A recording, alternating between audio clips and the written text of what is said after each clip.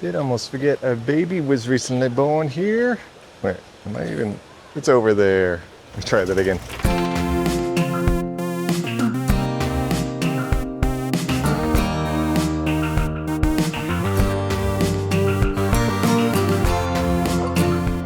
Hey everybody, just Randall here. I'm at SeaWorld San Antonio today, just to bring you some of the July updates here, as well as check out anything new, see if they've started the construction on the said new roller coaster. So, let's go. Got to mention here at the Pacific Point Reserve that they now have a new baby sea lion fast asleep next to its mother. So over here where we think the roller coaster might go, there's still no really construction around the Lone Star Lakeside bar. It is rumored that it is gonna potentially come down this way, maybe along the lakeside. And we were talking with some of the bartenders. They said that the bar would be like in the middle of it, so I'm not sure what that means. If the bar is going away, if it's being moved, or if it's staying, so I don't know. It's all speculation at this point. But also, another little hole thing. We've come across these little holes. It looks like maybe they've been taking samples to see what they can do here. So walking on the other side of the lake, where there's also some stands, I am seeing some more of those holes. So could be what's over on the other side is just really nothing. And right next to Still Ill, they do have what used to be the queue for this assembly line all gated up. I'm still not seeing any progress in there, but I'm sure if we ride Still Ill, we'll be able to get a good view of it. But I did not bring a action camera to strap to my wrist or hand, so I'm not gonna get any good footage of that. The gate does continue on past the refill station and all the way down to Current, which is also where your current double discount is, if you're a pass holder. From this vantage point, I am not seeing any kind of construction starting. It was slated to start July 1st. We have been having some rain, and we're supposed to get rain today, but so far nothing, so who knows. It does look like Wavebreaker is still closed due to technical difficulties. I've yet to see it open in like 2 weeks. So I did want to mention, I think it's almost every Saturday, I put up a little graphic here. Almost every Saturday, SeaWorld is having early rise hours on July 4th, 5th, 12th, and the 19th. They might add some dates later, who knows. But the park opens at 8 a.m. with the majority of the kids' rides, as well as Still Ill being open, as well as most of the drink stands and coaster coffee. Then at 8:30, you have Tidal Surge, Texas Stingray, Great White, and Sea Swinger open. And of course at 10, that's when you have the rest of the water rides like Catapult Falls, Rio Loco, and Journey to Atlantis that will be opening. That's probably because those rides require more staff, so that's why they open up later.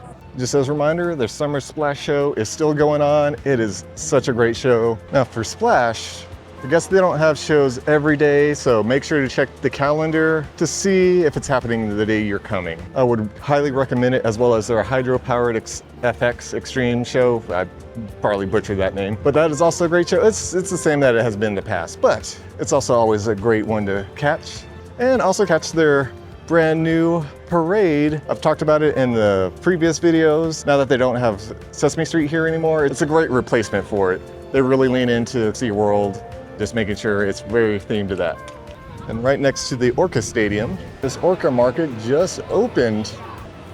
Looks like it's mostly snacks as well as a few plush dolls over here. They also have a nice little refill station just to the side of it, so that's nice. One other thing is they are running their promotion Passport to Summer. They've done it the past 2 summers. So what you do is you come in and you have to get your pass scanned at the guest services at Rescue Junior. And there are rewards for how many times you come and check in. I'll put up a little graphic for it right here. And I think 30 visits this year is the top reward. Last year I did 60. I am not doing that this year. I'm not even doing 30. I'm shooting for 15. It is right over here, and the speakers right above it can be annoyingly loud. Now there's also Aqua Glow that's going on all summer. It's happening on Fridays and Saturday nights. I believe you can get in at 6, and then the park closes to regular time guests at 7, I believe. On Fridays, it goes till 10 p.m. at night, and on Saturdays, it goes to 11. And that, you have the majority of the rides open, you have a foam party, special lights that turn on at night, and it's just a fun time. We went a couple of weeks ago, we had a great time, we have a video on it. Would recommend it if you're looking for something like that. Just know, can get a little pricey. And I want to talk about their drink selection really quick. I mean, the first option is just go and get water. It's free. But if you wanted like soda or something else like that, the best option for you there is to either purchase their all-season bottle, which is $60, I believe. They sell at select locations, or just go with their regular kind of bottle, which I can't remember how much that is just off the bat, but I think the first day you get unlimited drinks all day. Not sure if there's like a time limit for that. But there's also, I believe they still have this, there's a $9 option that gets you all day refills, like per every hour. It's timed, as well as an option for about $2.50 that you can do a single refill. I have seen people complaining though that they give you a little thing to scan.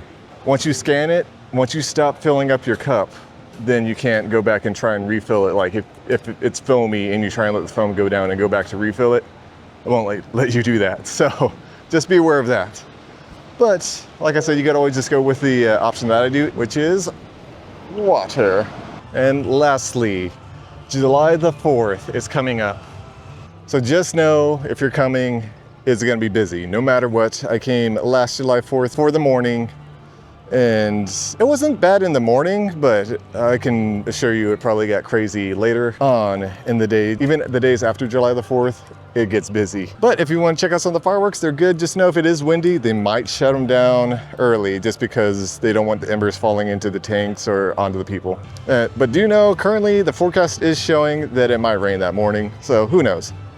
Who knows? Forecast, it was supposed to be raining right now, but as you can see, not much rain. Maybe some dark clouds, but that's about it. Well, that's about all for SeaWorld San Antonio in July. If you're coming out for the 4th, remember, stay safe. Leaving here might be very crazy. But as always, thank y'all for watching. If you like this video, like and subscribe. And until next time, we'll see y'all. Wait, before you snap, don't forget to hydrate. All right, now you can snap. Ah.